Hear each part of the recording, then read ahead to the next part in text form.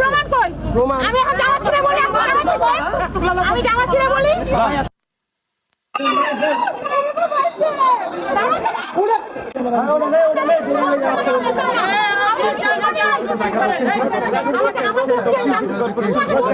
দক্ষিণ city corporation গতকালকে থেকেই এই অভিযান করছেন এবং এলাকাবাসী তারা কিন্তু বাধা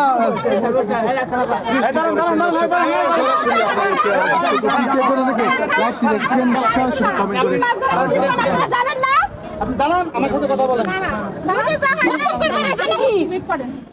এখানে দাঁড়ান, আপনি সরকারি কাজ চলতেছে, সমস্যা নাই, ঠিক আছে?